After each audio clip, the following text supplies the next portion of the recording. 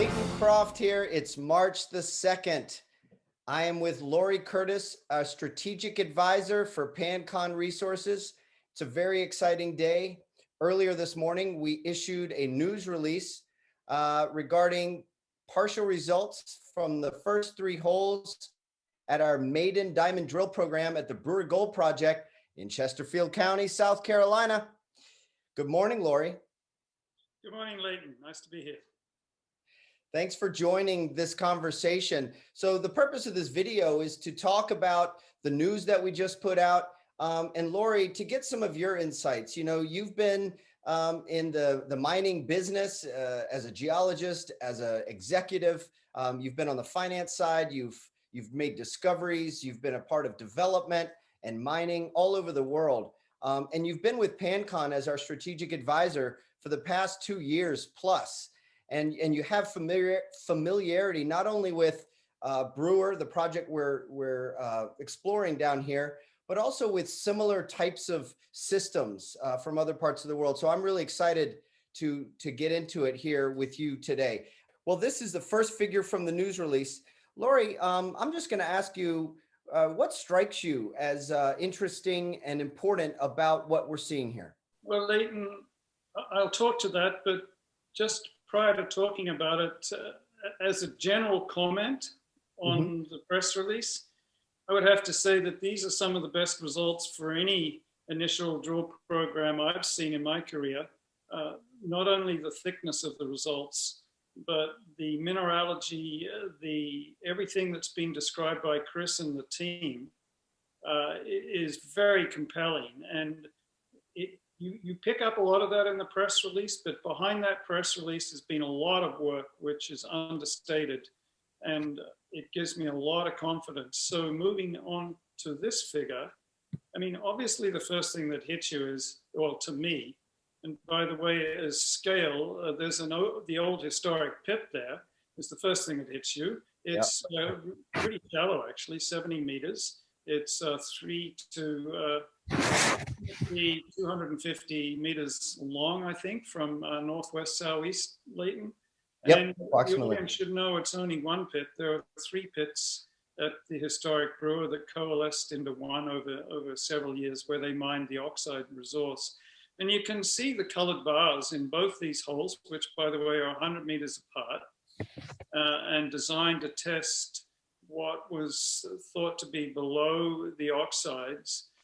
The thing that hits you is, the bars almost extend the total length of the hole, particularly in hole 5, and anomalous material continues beyond.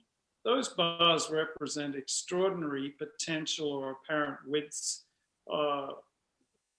of the system, you know, almost 200 meters, in fact, in one case, and well in excess of 100 in another. The other thing is the colors strike me as being very important. You know, anything that in this system that's over a gram and a half at that depth, most investors know is economic. And I note that we don't really have copper assays, and we know that this will be a copper-rich system. We know from history, we know from drill core that Patrick and Chris have been looking at, that this system has multiple pulses and episodes of mineralization, which are, again, in my mind, are understated. The other thing that hits me on the left bar, which in my experience, and that has been in the Pacific, in Europe, and certainly in parts of South America, is the left side shows that there's some pretty decent hits up to, in this case, we've got 3 meters of 24 grams, but the 4 grammers, the 3 grammers, the 5 grammers, and the fact that in the press release we mentioned visible gold, that's unusual. In my mind, I haven't seen this other than a few systems where you get that kind of mineralization, particularly so close to surface. And I'm reminded, Leighton, that there are alluvials, old historic alluvials, over 120 years old, around the periphery of this system. So that the drill core is simply substantiating what the old timers knew, that this is a very golden rich system. Those are some excellent initial comments. So just a couple of explanation points. These dotted thicker black lines right here, they represent sonic drill holes. Now, sonic drilling is, as I've come to learn, because we used it obviously in this program, is just a different type of drill. And it's often used for drilling in loose or unconsolidated material. It can even drill through sand. In the case of Brewer, the reason we brought in the sonic rig is because it's quite difficult for a diamond drill to go through loose, unconsolidated material. And in this, which is the former main pit, it was all backfilled from waste rock from the previous operation and other material that they tried to heap leach and were not successful with because it was sulfide bearing. And they put it back in the pit. And they did it in a systematic way for sure. But at the end of the day, it's reclaimed material. So it's more difficult to drill with a diamond drill. So we brought in this sonic rig. They did a fantastic job and they were able to get through it. So one of the reasons we brought it in is because it had, frankly, a better likelihood of successfully getting through that material and down into the bedrock right below, in which case the casing that they left behind through these PVC pipes was allowed for the diamond drill to go through. And that's why we're reporting these results here. So someone may say, well, why aren't you reporting these results yet for the sonic samples? And the answer is we don't yet have those results. Actually, they're at the lab right now. And the other advantage of using that sonic drill rig to get through the former pit, through the former mine and that reclaimed material is because the samples are quite big. I mean, the size is like this. And it came out in this loose material and we had really good QA/QC protocols. So we got some excellent quality samples. If we were to have stuck a diamond drill through there, probably the QA/QC would have been more problematic. So that's just a little bit of background about this, this image. And some people may be wondering what's going on up here. So those results are pending. The second thing I wanted to comment on, and we mentioned this in the news release today, just below actually this figure in the news release. And we make reference to the fact that in this news release for gold, we're only reporting on 3 holes, right? Hole 2, hole 4, and hole 5. And you know, it's been challenging with the labs to get results back. So it's been a bit, you know, out of sequence a little bit. And but those other results are coming in soon. Anyway, we found detectable gold in all 3 of those holes in 95% of the samples. So we had 738 samples in those 3 holes, 2, 4, and 5, and 95% of those samples had detectable gold. So Laurie, as a non-geologist, for me, that's really exciting. It doesn't necessarily mean that just because it's detectable that it's mineable or that it's ore grade. But what we're seeing here, and we saw this last fall with our RAB program where we did 90 shallow holes, and there was anomalous gold in all of them, literally in all of them, all over the Brewer site, that clearly there is a lot of anomalous, maybe disseminated gold sort of everywhere, it seems. What are your thoughts on that? Well, Leighton, I think the best way to attend to that, if you don't mind, is putting up the next slide, the aerial. Absolutely. Because this, one thing I'd like to point out is this is a microcosm of a much larger system. To begin with, we're 8 kilometers from a major deposit, Haile. We are in an area that has multiple mineralization events, including gold, base metals. Brewer is just part of a continuum. And in the context of actually regional structure, it is on a belt that is actually over 1,000 kilometers long, not unlike many of the belts that I've seen around the world. And in answer to your question, we have to consider that the pit outline is really the tip of the iceberg. All the brown on this slide, which Leighton, I believe, is about a square kilometer of the system. We know from walking around there, as you and I have, with the geologists, that there's evidence of a very large engine below this, a heat engine that has destroyed the textures of most rocks within that square kilometer. And to your point about anomalous gold, to the right of the screen, I believe, is where we saw the alluvials and Yes. the historic workings along the creeks there. So clearly this anomalous gold is reflecting a mineralized system that's much deeper, much more pervasive, and we'll get into that in a minute with our gin glass model.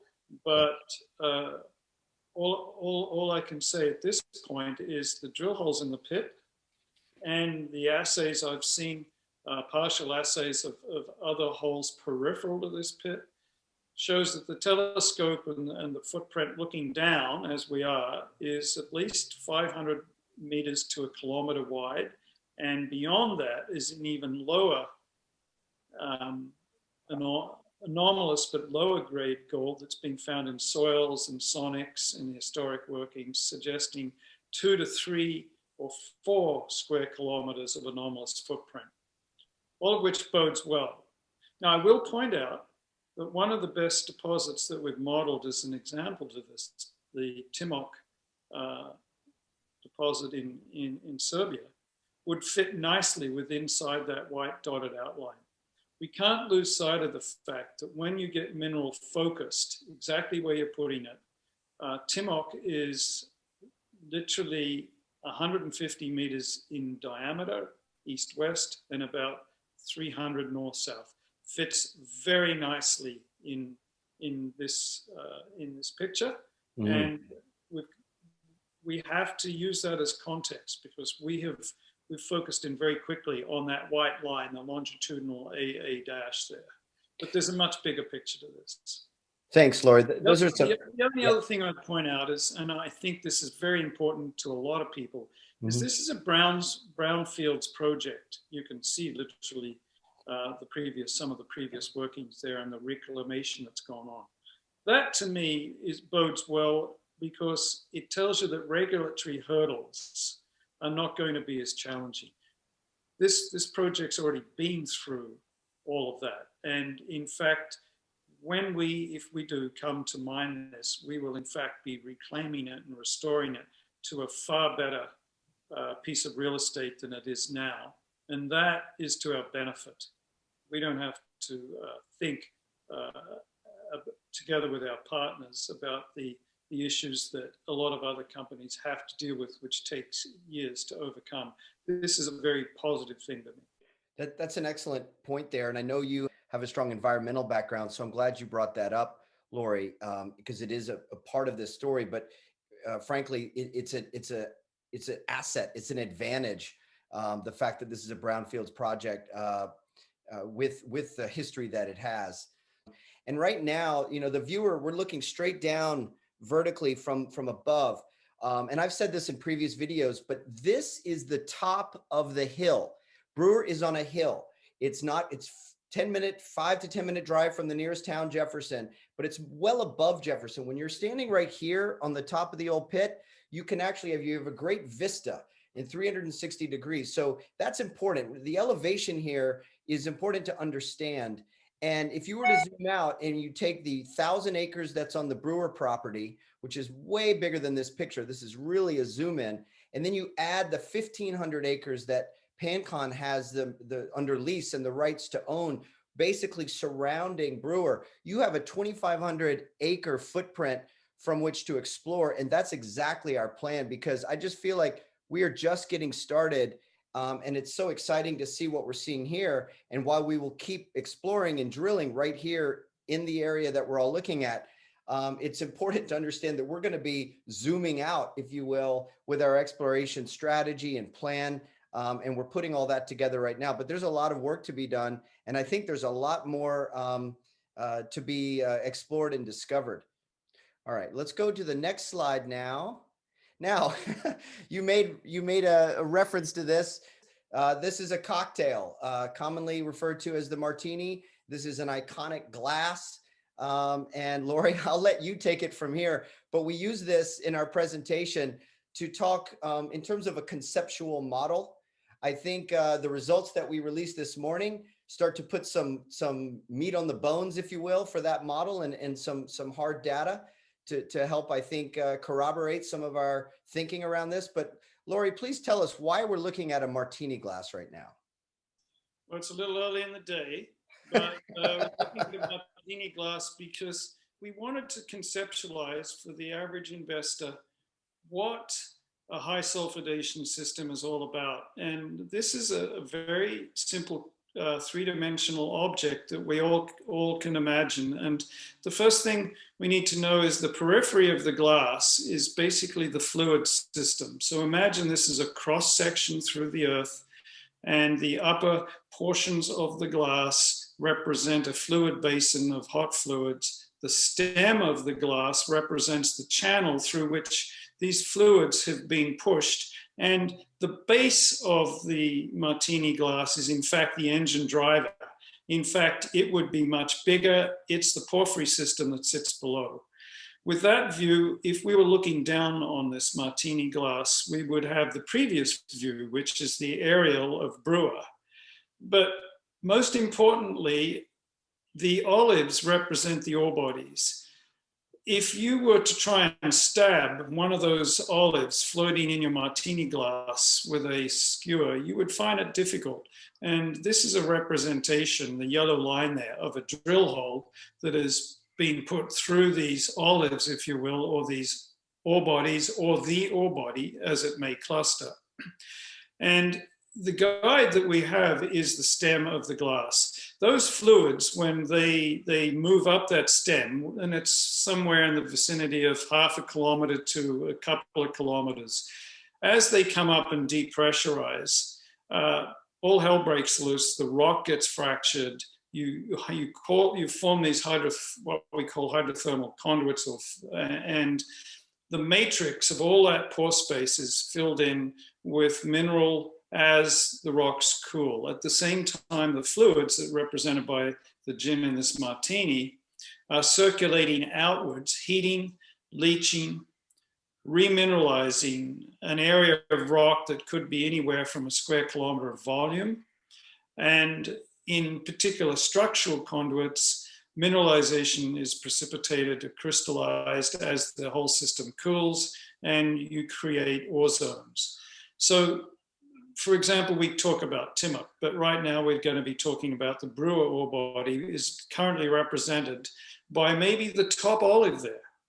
As we go deeper, we are drilling literally at the skin of this system. We are only 200 meters down. The example we've talked about, Timok, is the ore body was actually 400 meters below surface and extended to 7. And the porphyry was up to 2 kilometers below surface. We're fortunate in that the top of this system, the carapace, the rim of this fluidized system is exposed at surface, as Leighton's mentioned, and we've literally got the whole champagne glass below us, but come right to surface. And that little 0.5 centimeter that you see at the top of the glass, that would have been the oxide zone. That's been peeled back. And we're now finally getting into the real mineral, as the drill holes have described. So hopefully that helps people who are trying to conceptualize what these systems are when we talk these big words. But it's pretty simple. Thanks, Laurie. That's an excellent explanation. So I feel like we're just now starting to maybe get into this olive. I'm going to show here, if I may. I don't know if this helps, Leighton, but this is a more complex cartoon. Yes. And it is, but in this case, it shows the porphyry engine at the bottom. But Leighton, what you're looking at here is the upper sulfidation in my hand here, with the pinky red being the lower. I know, Leighton, you wanted me just to reference Haile.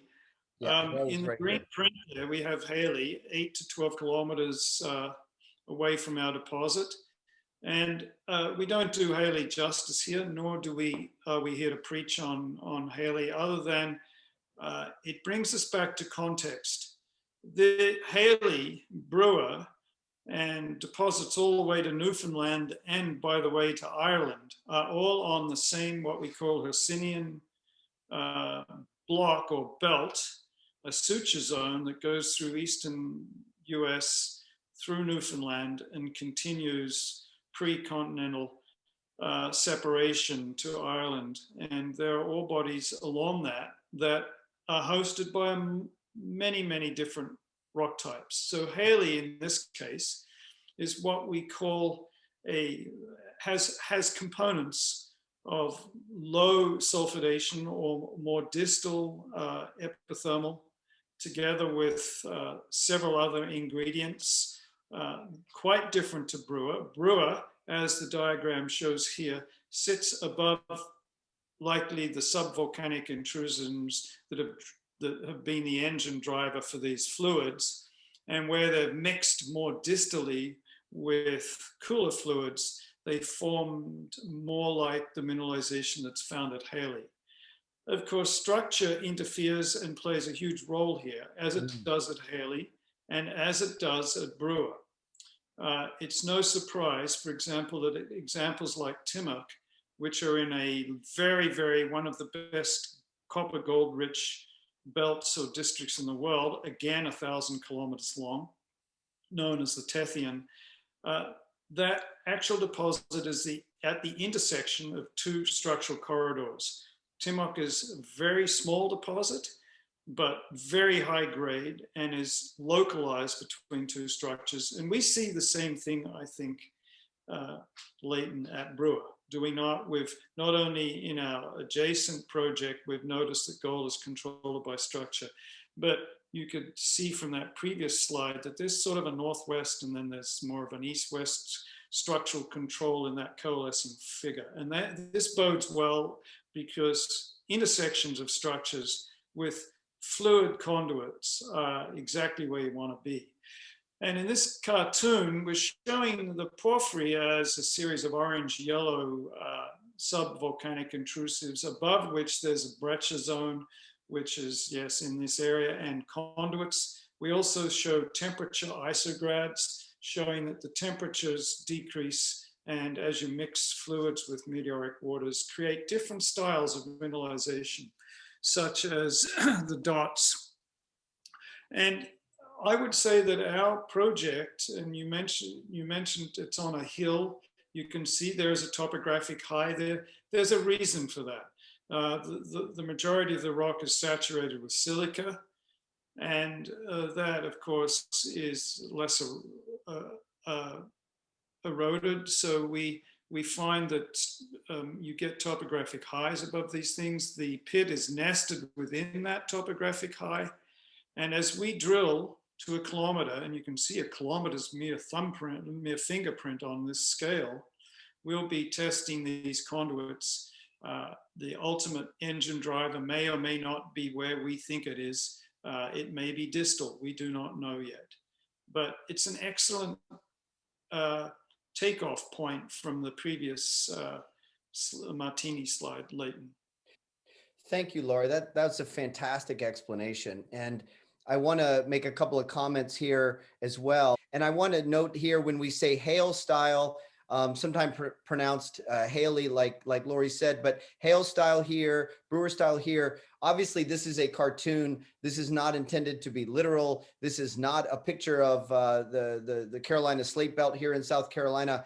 This cartoon really helps frame the context of where we are. I mean, it takes me in my truck, Laurie, from Brewer to get to Haile. It takes 15 minutes.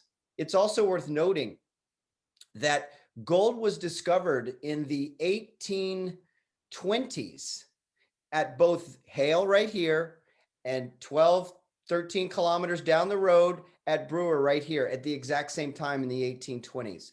So, you know, I'm being very informal here, but we're talking about, these are cousins, if you will. And I'm not speaking geologically, but it's just clear that we are in an excellent neighborhood for exploration at Brewer. All right. I'm going to go to the next slide. I think it's the last slide we've got for this conversation. We've made reference several times today about Timok, the gold copper mine in Serbia. And I'll let you talk to that, Laurie. And please also talk about Tujuh Bukit down here in Indonesia, which is a mine and a former project that I know you know very well. Yes, so Leighton, there's really, I guess on that slide, what we're looking at there is the project in Serbia I've talked about, near Bor. I've been there. interesting history there with Reservoir, then Nebson, then Freeport. A small, very high grade, when I say small, dimensionally small, but significant inventory of gold and copper. And again, what you see is the major gold component of both these systems is in the porphyry. However, the real reward for all of us is the first two bullets, the bullet of the upper zones in both cases. So Timok is going to be an underground and gold producer fairly soon. Tuju Bukit, which the company I founded discovered in 2008, it is currently mining 150,000 ounces of gold from the oxide zone. But the real inventory there and the huge value in that deposit, again, is in the underlying heat engine. And I would point out that worldwide, these heat engines occur as breccias 100 to 250 meters in diameter, no more. They're families of these breccias that stream up from the underlying heat engine. If they get to surface and depressurize, they form these upper zones that can be mined by open pit. But the long-lived reward, which is in Tuju Bukit's case, is a 40-year mine life projected with a total production of 28 million ounces, is globally significant. And all of these systems have very large endowment of gold and copper. And as we know today, with copper on the rise and gold pretty high relative to the last year run, these are two metals that deserve some real accolades if you find them together. Now, I will tell you, I've had experience in the Andes where similar deposits have been company creators. El Indio comes to mind. Yanacocha, of course, comes to mind. There are similar deposits to Timok in the Philippines, Lepanto, which is actually not a bad example, again, for Brewer, except at Lepanto in the Philippines, the whole ore body is somewhat tipped on it, vertical at the beginning and almost horizontal or lateral as the mineralization exploited the upper reaches of the system there. So it's an even more significant but very copper-rich and gold-rich system. So I classify the first two bullets in both these examples as the reward, the immediate reward, open pittable, high grade with great metal combination. And I classify the bottom two bullets as the engine and the long-term royalty moneymaker creator over a 20 to 40 year life. And of course, we will be drilling deep, probably kilometer holes to see where in fact this engine is. But we know from the core that Patrick has sent me and Chris has analyzed mineralogically that this system has all the potential to host that, just based on the mineralogy alone, the presence of certain copper sulfides, the presence of topaz, which I've pointed out latency is very significant. It shows that this system was very high in fluorine, and likely when it came to surface, it became very quickly silica depleted, which is not that much fun to drill, but it's a great hallmark for systems that are very aggressive.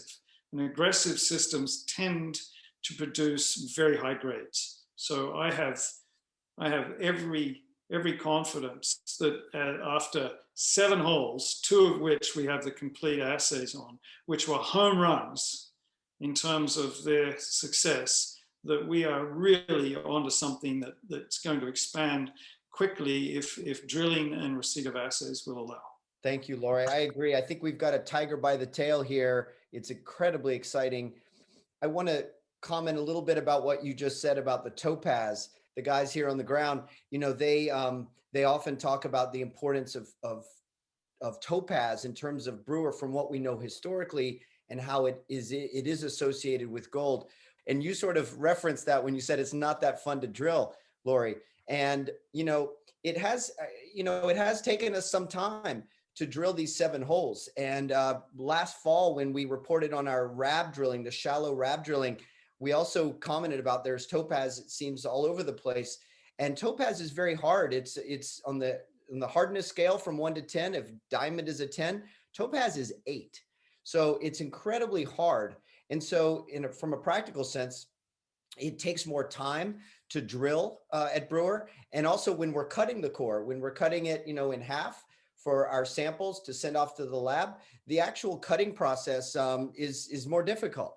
And so, this is a good problem to have. We're happy we have so much topaz, but it does come with, some logistical challenges, and we're up for all those challenges, of course. And I think, we've talked today about this is a brownfield site. This was a mine. People have been exploring for and mining and extracting gold here since 1820s. But also we talked about being at the tip of the iceberg, the very top of the martini glass, if you will. And so, this is a really exciting time for us. I'm struck by what you said at the top of this, Laurie, that in your career, which, as anyone who knows you knows, you've had an extraordinary and very extensive career all over the world, that these are some of the best initial results from a maiden drill program that you've seen. And that to me is very exciting just to hear you say that, given your background. And I want to end on this image right here. This is just to set the stage. Obviously this is the southeastern United States. I live right here in Charlotte, North Carolina. I'm in my home office right now. It's about an hour and 15 minutes for me to drive down to Brewer. But you'll see here in this red, this is the Carolina Slate Belt. And these black dots are gold prospects. And these are former gold mines, these yellow stars. You've got Barite Hill down here on the Georgia-South Carolina border. You've got Ridgeway, which was mined and reclaimed by Kennecott.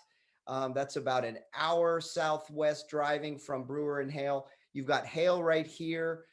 You've got Brewer right here. Please leave us with some parting thoughts here, Laurie, as we look at this image. Well, having been on that belt from Ireland to Carolina, one is struck by the fact, that not only is there gold within the entire belt, but there's gold at many different ages. In other words, this system is long-lived. There's Proterozoic gold, where there are slivers of Proterozoic within this melange of sediment. It's a result of collision and folding and various structural complexities that have gone on for millennia, literally. And it's what strikes me time and time again is we see this repeated all over the world at various ages, the Circum-Pacific Belt, Philippines, all the way down to Java, the Andean Belt from Chile to Ecuador. Different ages, but always the same structural processes going on. And until I'd been with you to Haile and to Brewer, I didn't realize in my history how important this belt is. And I hadn't tied it together to what's going on in Newfoundland, where there's been some big discoveries there. Again, different types. People call them orogenic gold, but there's also a very strong history in Newfoundland of epithermal mineralization being found. You go to Ireland and it's tectonic again, but it's all the same belt. So for whatever reason, this suture zone is very gold endowed, and it is a district that goes from 50 kilometers, depending on your context of scale, to thousands of kilometers. These are great hunting grounds, and the older prospectors recognized that several centuries ago, but we've been able to give it geological framework now. That's helped us. So we're in the backyard of discovery. What you and your team have done at Brewer is demonstrate beyond the traditional sediment-hosted, more low sulfidation or call it what you will, gold style deposits. This one is almost unique. The next one that I've seen is in Newfoundland, and Hope Brook and several others in Newfoundland of this style. So I think we're onto something that will, in a couple of years' time, people will be saying, wow, this looks very, very similar to what I've seen in Peru or Chile or Java. And that's going to shed new light on our program, our company, and this project, and the potential for this project. Thank you, Laurie. This has been a great conversation. I'm so grateful to you for being a strategic advisor to Pancon. What strategic advice do you have for me and for the Pancon team? To me, that's a two-pronged question. Number one, focus where the gold is. So you're right at the heart of it right now. So just keep drilling and go deeper. The second thing is, because in my experience, these occur as multiple breccia bodies underland by engines, there will be repeats. We already know there's at least one historic breccia body nearby that's a repeat. There will be repeats. So it will be easy to be distracted because you have other zones that you want to drill. Right now, my advice would be just to focus on the pit and try and understand the pit as a microcosm of the much larger system, and then go drilling. I think geophysics and geochem will be very helpful, but we need to get really a good sense of how this mineralization was formed and the structural controls of that. And then we can probably go find 2 or 3 more of these icebergs. So let's start from the known and work to the unknown. That sounds like a great plan. Again, thank you, Laurie, for your time. And to all of the followers and investors and shareholders at Pancon, thank you for your interest. Thank you for your trust. Stay tuned. We will be working hard here on the ground in the Carolinas, and we'll be keeping you updated as we get new information and results and more videos from the field. Until then, all for now.